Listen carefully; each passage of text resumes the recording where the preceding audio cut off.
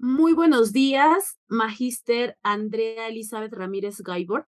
Somos estudiantes de la Escuela Profesional de Psicología del grupo número 2.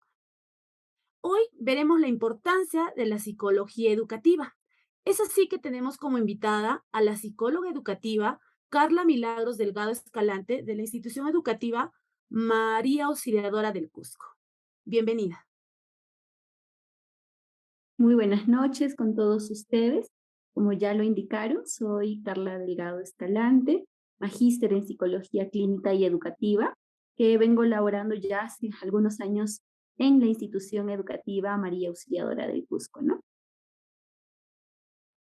Gracias, doctora Carla. Sabemos la ardua labor que usted realiza dentro de la institución educativa. En ese entender, nos gustaría saber qué facilidades se encuentra dentro del centro educativo donde labora para ejecutar su trabajo.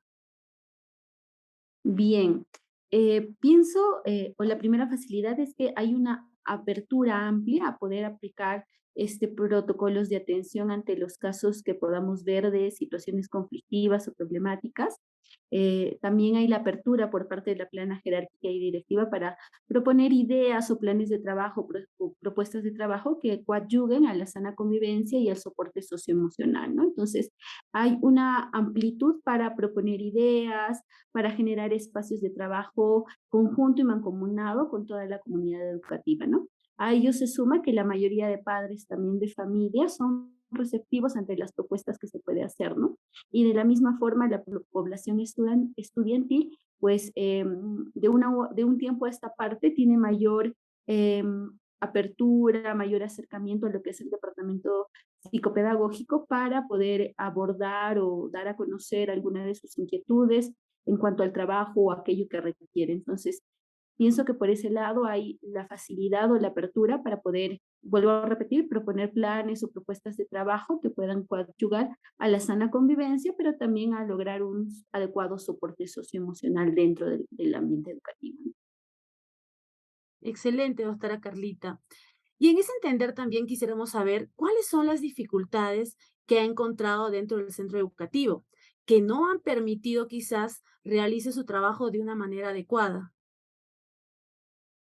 Pienso que una de las barreras, más que no hayan permitido, siempre en todo lugar hay barreras, ¿no? Una de las barreras, lo decía al inicio, puede ser que alguno de los padres de familia, cuando se abordar temas específicos,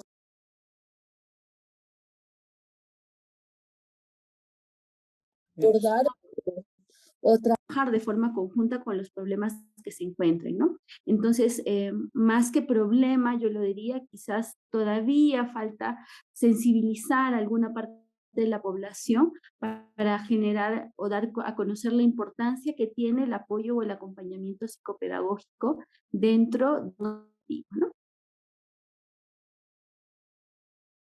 Muy bien, muchas gracias, doctorita Carla. En cuanto, ¿no? El entorno de algunos principales problemas detectadas en los estudiantes, tengo dos preguntas para usted. ¿Qué problemas difíciles de sobrellevar fueron registrados en el sistema CICB? Bien, el sistema SICEBE es un sistema de reportes de casos en cuanto a violencia escolar, ¿no? Acoso, violencia escolar.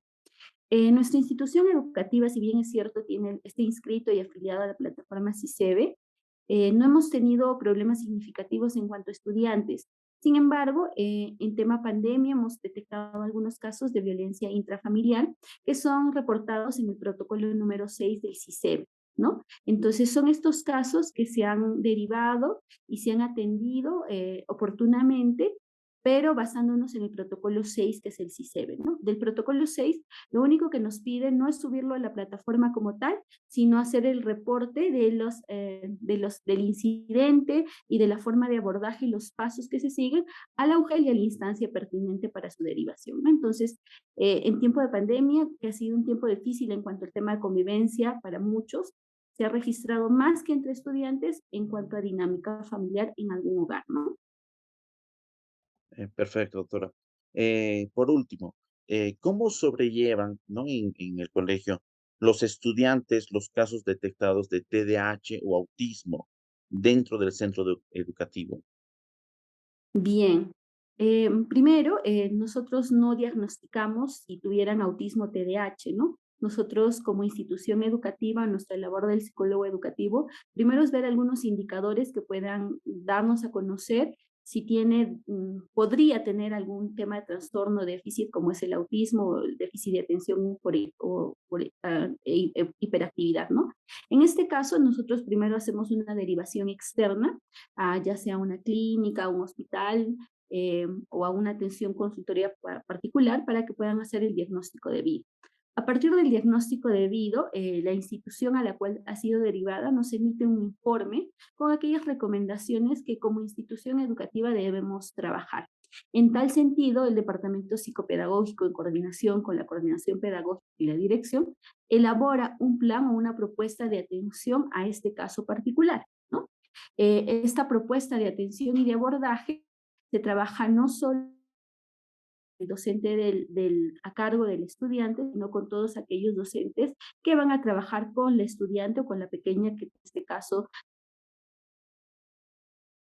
ya sea una propuesta de cuáles van a ser la forma de abordaje, quizás se tenga que sentar adelante, cómo va a ser, incluso hay un tema de adaptación curricular, ¿no? Que se trabaja en conjunto con los docentes para los casos detectados. A partir de ello se hace un seguimiento continuo y se mantiene un tema de comunicación constante con padres de familia y de ser el caso con la terapeuta o el terapeuta que lleva el caso a nivel externo para ir viendo cómo se modifica este programa o este plan que se plantea a nivel de institución educativa. Entonces, esa es la forma. Y el departamento psicopedagógico pues da el soporte socioemocional que necesita la niña para poder desarrollar las habilidades, por decirlo así, académicas o emocionales que necesita dentro del entorno educativo para lograr los aprendizajes esperados para el grado o nivel en el que se encuentra, ¿no? Ok, doctora, creo que su labor, bueno, es muy importante, ¿no? Todo lo que usted desempeña. Y hablando de toda esta labor, de toda esta importancia que usted tiene, me gustaría hacerle pues, esta pregunta, ¿no? O sea, ¿cuál es la importancia de su labor dentro del centro educativo? Y, Ujú, perdón. y cuál es su opinión acerca de la intervención que usted realiza. Bien, pienso que a nivel de departamento psicopedagógico, porque es así como nosotros lo llamamos, nuestra labor se centra en dos aspectos fundamentales, ¿no? La parte preventivo-promocional y la parte asistencial. La parte preventivo-promocional en torno a aquellas actividades o acciones que tenemos para fomentar lo que decía un inicio, una sana convivencia, un desarrollo socioemocional adecuado, ¿no? Para ello, hacemos quizás atenciones individualizadas a niñas que lo requieran o en su defecto que las docentes puedan detectar con alguna dificultad, ¿no? Y se trabaja no solo con las estudiantes, sino también con los padres de familia y con los educadores a cargo. Además, el colegio tiene un plus que al menos estos 3 últimos años se ha estado trabajando también a raíz de la pandemia, que tiene una hora designada para el tema de soporte socioemocional a nivel de, digamos, curso o área que se podría llevar, ¿no? Entonces, en esta área se trabaja lo que son los talleres, temas relacionados a, bueno, a todo lo que pueda coadyuvar a un desadecuado para el estudiante, ¿no? En el área asistencial, que es otra labor importante que hacemos, es a lo que iba la pregunta anterior, ¿no? Casos detectados que necesiten una atención un poquito más especializada o individualizada, ¿no?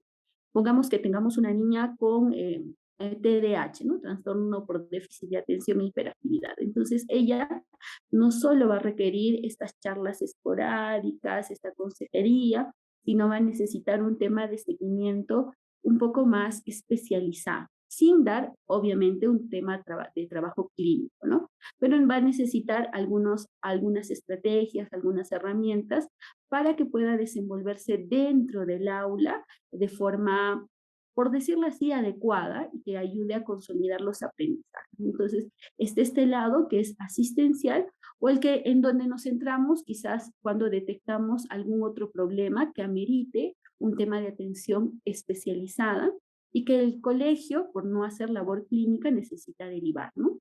Así como cuando hay casos específicos de situaciones que se tengan que elevar al CICEBE o situaciones en las que tenga que ver el tema de convivencia, ¿no? O el desarrollo esté implicado. Entonces, esa sería la labor importante en cuanto a lo que nosotros realizamos. Ahora, nosotros no es que estemos aislados, sino que hacemos un trabajo siempre mancomunado, porque nosotros no tenemos coordinación con coordinación pedagógica, con la dirección o con los tutores, probablemente no logramos mucho las estudiantes. Entonces, necesitamos siempre hacer un trabajo mancomunado y conjunto. Entonces, he ahí la importancia de la intervención o la labor que nosotros hacemos, ¿no? Primero, no solo el detectar casos, porque no es solo eso, sino el dar una adecuada contención emocional a las demás estudiantes, ¿no? Por problemas mínimos que sean, ¿no? Y si no es ello, prevenir situaciones que puedan generar complicaciones en torno a su desenvolvimiento de desarrollo. Ok, doctora, hace ratito usted mencionaba acerca de esa labor de pospandemia, ¿no? Entonces, ¿cómo ustedes han ido trabajando en ello? La pregunta va justamente referente a eso, o sea, ¿cuál ha sido el problema de mayor impacto que han tenido los estudiantes en esta época de pospandemia y cómo han intervenido en ello? Bien, en esta época de ha dado mucho el tema de socialización e integración de las estudiantes, ¿no? Em, no lo digo yo, la mayor incidencia de casos quizás de ansiedad, ¿no? De estrés, y son la mayor parte de casos que ha habido mayor incidencia y prevalencia de estos casos, ¿no? Entonces, el tema de socialización o el tema también de vivir un aislamiento, al menos en los primeros grados, ha hecho que también habilidades básicas para la edad que tenían no se hayan desarrollado como tal, ¿no? Entonces, también en los primeros grados se ha podido ver algunos retrasos en cuanto al desarrollo del lenguaje, en cuanto al desarrollo de la psicomotricidad, en cuanto al desarrollo de la atención, ¿no? Y aparte, como les decía, en grados superiores quizás se notaba un poco más el tema de la ansiedad, del estrés, ¿no? Son los problemas que más se han notado como efecto de pospandemia, ¿no? Recordemos que para socializar o para lograr un tema de aprendizaje, lo dice la teoría, si nos vamos a Bigot, que ustedes también lo manejarán mucho, necesitamos mucho el tema de la socialización y la interrelación del individuo, ¿no? Y al no haber esto o los espacios de interrelación han sido muy cortos, pues el tema también de generar o desarrollar habilidades sociales, pues ha sido un poco menguado y no han tenido muchas estrategias para manejar o sopesar situaciones complicadas. Eso en torno a las mayores cuando hablamos de temas de ansiedad y estrés. En cuanto a las menores, este mismo tema de interacción que se ha visto limitado ha hecho pues que el desarrollo de las niñas no sea el esperado o el adecuado para la edad en muchos de los casos, no digo en todos, pero en muchos de los casos. Y pues el efecto post pandemia, al menos los primeros meses, luego de volver a un tema de retorno a la presencialidad, ha sido un tema de estimular este desarrollo que ha sido menguado, ¿no? Entonces, ha sido el impacto más por ese lado, ¿no? Que a estas alturas del año todavía, si bien es cierto se ha trabajado, todavía podríamos decir que aún hay casos que todavía hay que seguir manejando o hay que seguir con un proceso de acompañamiento. Gracias, doctora Carla. En cuanto asumimos nosotros que usted ha tenido unas experiencias exitosas en su labor, en razón a eso le pregunto, ¿no? ¿Podría usted señalar algunas experiencias profesionales que considere resaltantes en su labor como psicóloga educativa? Pienso que una de las experiencias más resaltantes, y seguramente a ustedes les va a tocar también cuando hagan práctica o labores, ya sea en los diferentes ámbitos, al inicio es difícil que un papá pueda aceptar, no todos, pero algunos indicadores de que no denoten un adecuado desarrollo del estudiante, ¿no? Uno dentro de su labor puede hacer muchas cosas para poder apoyar al estudiante, pero no solo somos nosotros, como decía un inicio, ¿no? Es un conjunto el que hace labor, no solo es colegio, sino es padres de familia, ¿no? Pienso que algo que resalto, quizás ha marcado mi experiencia, es quizás cuando se ha podido detectar algunos casos que ameritaban un tema de intervención especializada para niñas con inclusión, ¿no?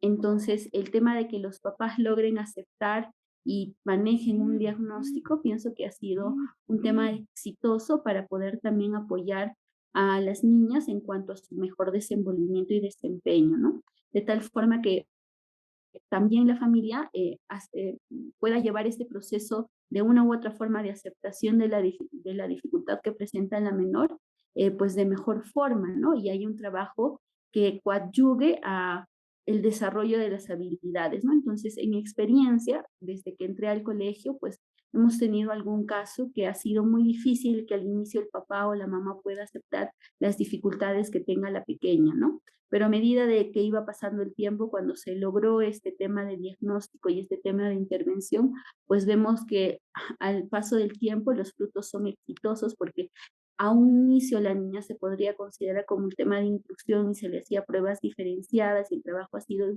un tanto especializado, pues ahora ya no se requieren de estas pruebas diferenciadas o este trabajo, digamos, muy minucioso con ellas, sino ha ido superando poco a poco las dificultades e incluso ha desarrollado algunas otras que puede destacar encima de las compañeras que entre comillas no tenían ninguna dificultad. Entonces, para mí, por ejemplo, dentro de mis labores es un tema bastante significativo o que destaco, resalta quizás la labor que he podido tener, ¿no? Entonces, el tema de lograr que una pequeña pueda no solo porque yo lo he visto, ¿no? Sino porque se ha podido trabajar en conjunto con los papás, pueda superar las dificultades que a un inicio podía presentar. Bien, gracias. En cuanto a las experiencias así significativas que usted ha tenido, tengo una pregunta, ¿no? En su experiencia como psicóloga educativa, ¿qué situaciones representaron un reto significativo en el desarrollo de su actividad profesional? Pienso que va de la mano con la pregunta anterior, ¿no? El Mm. reto, vuelvo a repetir, en el tema educativo es primero el que los papás puedan aceptar, o no todos, vuelvo a repetir, a este tiempo creo que hay una mayor amplitud en cuanto al tema, pero que puedan aceptar que el trabajo, un tema de intervención psicopedagógico, psicológica, no es mala, sino que contribuye o coadyuva al desarrollo de las pequeñas y que nos pueden dar una visión panorámica o distinta de aquello que nosotros no podemos ver de forma objetiva. Por otro lado, pienso que un reto también es trabajar con aquellas familias a las cuales les cuesta aceptar o admitir, como a todos pienso en algún momento, el tema de un diagnóstico, ¿no? Porque no a todos nos es fácil aceptar o ver que nuestras hijas tengan alguna dificultad, ¿no? Hablo en general de mujeres porque el colegio es de mujeres. Entonces, les cuesta aceptar el tema de que tengan un diagnóstico, ¿no? Entonces, pienso que ese es un reto grande en el cual hay que batallar constantemente, ¿no? A veces los papás tienden a incomodarse, a fastidiarse, a negarse a la idea, pese a que puedan traer algún documento que ya indique una presunción diagnóstica, pues a veces no hay el tema del acompañamiento o a veces hay un tema de cerrarse en lo que ellos creen que podría ser verdad, ¿no? Y también es entendible, pero pienso que ese es un reto, ¿no? Son los retos que actualmente, a pesar de que la psicología ya es bastante difundida, bastante trabajada, todavía es un reto.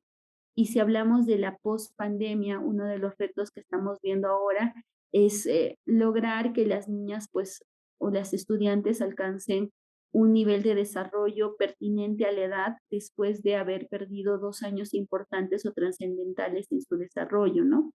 Algunas todavía les está costando y pienso que el reto es quizá de una u otra forma ayudarlas a lograr o alcanzar este desarrollo que no se ha podido dar de forma completa durante el periodo de pandemia, ¿no? Gracias, doctora. Eh, Cuán importante es escuchar, ¿no? Su experiencia como profesional educativa ahora es justamente a ello lo que quiero mi siguiente consulta, ¿no? Desde su experiencia, ¿no? ¿Cuál es la percepción que tienen los padres de familia también los estudiantes y docentes dentro de la comunidad educativa, de la labor que usted hasta ahora ha realizado. Una pregunta, no sé si voy a sonar egocéntrica, ¿no? Yo pienso que la percepción de la labor que realizamos es, bueno, creo que la percepción ha sido buena, ¿no? La acogida en su mayoría ha sido buena. Pienso que muy pocos son los papás que rechazan o rehuyen algún consejo, sugerencia o el trabajo. Entonces, la mayoría siempre vuelve a pedir alguna orientación, algún consejo. Entonces, pienso que la acogida en ese sentido, pues, ha sido óptima, aunque la respuesta pueda sonar, como digo, a un inicio un poco egocéntrica, ¿no? Pienso que su percepción ha sido bastante buena. Correcto, doctora Carla, le saluda Mayra Chilque. Buenas noches ante todo. Desde su perspectiva, bueno, según la ley número 29719, que se establece designar, ¿no?, un psicólogo en las instituciones educativas, ¿podría usted, por favor, señalarme los beneficios que trae esta ley frente a los casos de violencia, de acoso escolar y otros problemas? Bien, la ley 29719 que habla sobre los protocolos de violencia y el abordaje en cuanto a casos de detección de casos de violencia o que se vean alteración en la sana convivencia, pues si bien es cierto, nos da pautas claras de abordaje en cuanto a si detectamos situaciones de violencia psicológica, física, entre estudiantes o entre educadores, estudiantes o, como lo decía a un inicio, violencia intrafamiliar, nos da pautas claras. Es beneficiosa, sí, porque nos da lineamientos de cómo nosotros podemos ir actuando ante determinados casos que se detecten o se visualicen, ¿no? También no solo quedan los protocolos o las pautas que nosotros debemos aplicar, sino también invita a hacer actividades, como lo decía en un inicio, preventivo-promocionales, que contribuyan a la sana convivencia de las estudiantes de los diferentes niveles, ¿no? Para ello, esta ley nos invita a proponer lo que es un plan en este año se llama gestión del bienestar, ¿no? Un plan de gestión del bienestar donde se planteen acciones que se puedan eh, realizar durante todo el año escolar, ¿no? Estas acciones se realizan a nivel de la tutoría, ¿no? Con las tutoras. Hay acciones o actividades que pueden realizarse con el tema de los padres de familia, las escuelas de padres, y acciones que también se hacen en torno a la actividad de educadores, ¿no? Por ese lado es beneficioso. Sin embargo, también hay algunas otras dificultades que la ley trae, ¿no? Porque en, esta ley habla sí de la plataforma CISEBE y de cómo se tiene que intervenir, pero también da la libertad a los papás de poder manifestar, digamos, de forma muy abierta el tema de violencia, ¿no? Y recordemos que no siempre todo lo que sucede es un hecho de violencia, ¿no? O no está tipificado como bullying como tal. Violencia puede ser, pero no tipificado como bullying como tal, ¿no? Entonces, los papás a veces utilizan el término bullying con mucha facilidad, ¿no? Pongamos que hoy le quitó el lapicero a una niña a otra, ya es bullying, ¿no? Y no definen muy bien o terminan de definir el término, ¿no? Entonces, eso también genera ciertas dificultades en cuanto a la aplicación de la norma, ¿no? Porque cuando nosotros hablamos de bullying o acoso es situaciones reiteradas de violencia o de maltrato, ¿no? Entonces, también esta ley les da mucha amplitud para poder designar con mucha facilidad aquello que podría ser bullying y que en realidad podría ser un hecho aislado de una situación conflictiva entre compañeras o estudiantes. Sin embargo, vuelvo a repetir, es beneficiosa porque da pautas claras o lineamientos claros para el abordaje de los distintos tipos de violencia y que también se trabajan a nivel preventivo promocional, ¿no? Correcto, doctora Carlas. Usted mencionó sobre los protocolos. ¿Podría indicarme, por favor, cuáles son los protocolos de atención ante un caso de violencia escolar que tiene la institución educativa, por favor? Ya. Primero, hay protocolos internos dentro de la institución educativa que nosotros manejamos. Y otros son los protocolos que vienen del Ministerio de Educación, del Minedu, que son 6 protocolos, ¿de acuerdo? Los protocolos en cuanto al CICEBE son primero el protocolo 1, que habla de la violencia psicológica sin lesiones entre estudiantes. Luego tenemos el protocolo 2, que habla también de violencia psicológica, perdón, violencia física, ¿no? Entre estudiantes. Tenemos también el protocolo 3, que es de 3 y 4, que habla de la violencia 3 psicológica que pueda recibir un estudiante de parte de un educador, ¿de acuerdo? Luego la violencia también 4 protocolos de violencia física de educadora a estudiante, y luego los protocolos 5 y 6 que hablan de violencia intrafamiliar, ¿no? En particular el protocolo 6. Si nos vamos, digamos, al protocolo 1, que podría ser violencia psicológica, ¿de acuerdo? Entre estudiantes, el primer protocolo es el informar de la situación a la instancia superior, en este caso sería la dirección, ¿no? Un informe escrito o verbal de la situación o hecho de violencia. A la par se tiene que citar a los padres de familia para informarles sobre el presunto hecho de violencia, porque nosotros no podemos investigación y mientras tanto se habla de un presunto hecho de violencia, ¿sí? A la par de citar a los papás, se tiene que hacer una entrevista individualizada con las agentes o las personas involucradas en el hecho de violencia, un presunto hecho de violencia.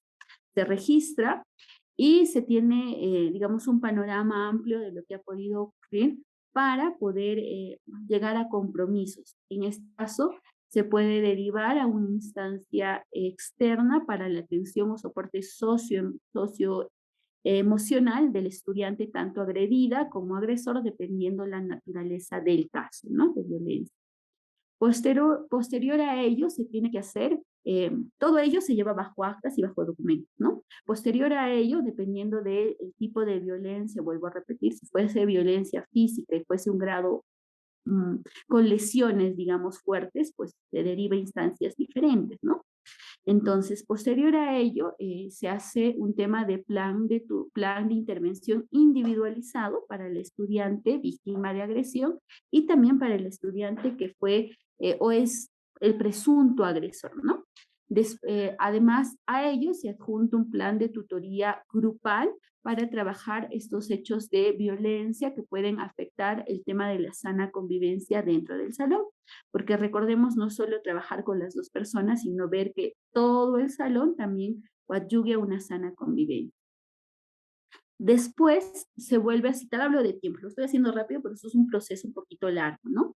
Se vuelve a citar a los padres de familia de las 2 personas involucradas por separado para ver cómo va el tema del abordaje externo y la derivación que se ha hecho externa, cómo va el proceso de terapia, si es que ha meritado un tema de terapia. Luego de ello, vamos también viendo cómo avanza estas propuestas de plan de tutoría individualizado y grupal dentro de la institución educativa. Y bien, si vemos que el caso ha cesado, hacemos acta de que, bueno, la sana o se ha restituido el tema de la sana convivencia y ya no hay un tema de agresión entre las estudiantes y que al contrario, pues se ha visto un tema de cambio y un tema de interacción mucho más positiva, ¿no? Entonces se hace un acta de cierre. Todo este proceso se va informando de forma paulatina y constante al objeto, ¿no? Ahora, una vez identificado un caso de violencia, nosotros no podemos esperar más de 24 horas para hacer el procedimiento, ¿de acuerdo? La norma habla que tenemos como máximo 24 horas si es caso de violencia física, ¿de acuerdo? No tenemos más de 24 horas para hacer los reportes o las acciones inmediatas. Si es un caso de violencia psicológica, todavía nos da un chance de 48 horas para informar a las instancias pertinentes, que no hablo solamente de dirección del colegio, sino a de mujer, comisión comisaría, fiscalía de la familia, dependiendo de la naturaleza del caso, ¿de acuerdo? Entonces, nosotros como institución tenemos un plazo de 24 a 48 horas máximo, dependiendo de la naturaleza del problema. Ahora, esta derivación o este informe a las instancias pertinentes no lo hace el departamento psicopedagógico, sino lo hace la directora, ¿no? Así lo establecen los protocolos, no lo hacemos nosotros. Lo que nosotros brindamos es el soporte adecuado al estudiante o a las estudiantes para que no se revictimice ante la situación o hecho de violencia, ¿no? Por eso hacemos entrevistas individualizadas para a partir de ello trabajar, informar o abordar el caso. Bien, entonces, en cuanto a los protocolos del ministerio, serían esos, ¿no? Nos van a dar pautas claras y precisas de cómo actuar ante diferentes tipos de hechos de violencia, ¿no? Estudiantes, educadores estudiantes, padres de familias, tiempos, pautas claras, ¿no? Y a nivel de colegio, no necesariamente son incidentes que se consideren bullying, vuelvo a repetir, sino situaciones aisladas, pero que necesitan regular el tema de convivencia de la misma forma, ¿no? Se respetan instancias, primero lo manejará tutora, dependiendo del hecho, luego se derivará, dependiendo también la circunstancia y la magnitud, a las instancias como departamento psicopedagógico, coordinación o dirección para manejar los casos, ¿no? En todos los casos se trabaja primero con el estudiante, luego se trabaja en apoyo con los padres de familia y si se requiere algún programa de intervención individualizado o grupal, se trabaja, ¿no? Entonces, esa es la forma más o menos de trabajar a nivel tanto de protocolos Minedu como protocolos del colegio, ¿no? Y todo bajo el reglamento interno o las normas de convivencia que rigen la institución, ¿no?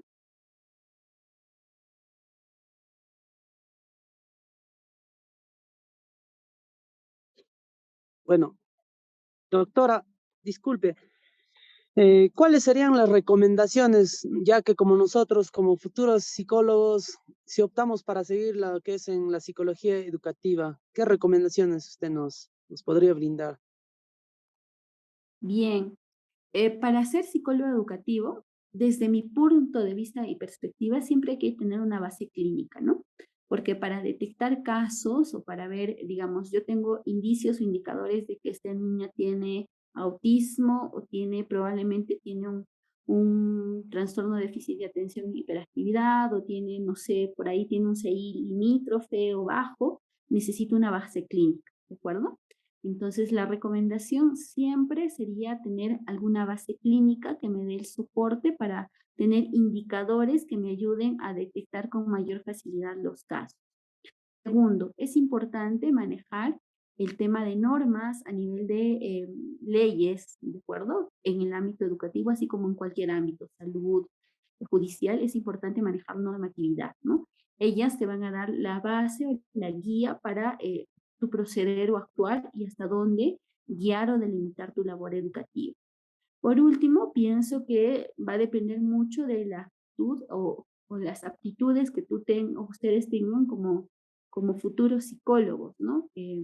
En cuanto al tema de atención, el tema de soporte o el tema de conexión que puedan tener con las niñas o estudiantes, ¿no? Entonces, pienso que son las tres cosas fundamentales, ¿no? Y sobre todo, actualizarse constantemente, porque quien no se actualiza probablemente no va a tener herramientas y estrategias para abordar. Entonces, creo que se centra en eso, ¿no? Manejo clínico, aunque no utilices clínica en educativa, pero sí te da herramientas para poder detectar y hacer las derivaciones pertinentes, ¿no? Manejar leyes, porque las leyes y la normatividad, así como en el caso de violencia, te van a dar protocolos e indicadores que tienes que trabajar y bueno, la predisposición que nosotros tengamos para seguir aprendiendo e ir actualizando, ¿no? Sobre todo ello. Perfecto, muy bien. Doctora Carla, la labor que usted realiza en cuanto a ser parte de la formación integral de las niñas es muy importante, ¿no? Considerando que ellas, pues, son el futuro del país, el futuro de nuestra ciudad, y para nosotros toda la información que nos ha brindado en este día es sumamente útil, sumamente importante, que nosotros somos estudiantes de psicología en formación, pues seguramente en el futuro todos sus lineamientos que nos brindó hoy día nos va a ayudar bastante. Por ese lado, a nombre de todos, doctora Carla, le agradezco mucho por su tiempo y por la guía que nos ha brindado. Muchas gracias. Muchas gracias a ustedes y les deseo muchos éxitos en sus estudios y en su futura labor como psicólogo. Muchas gracias. Que tengan buen día. Muchas gracias. Gracias, gracias, profe. Gracias, Gracias. docente. Muchas gracias, doctora.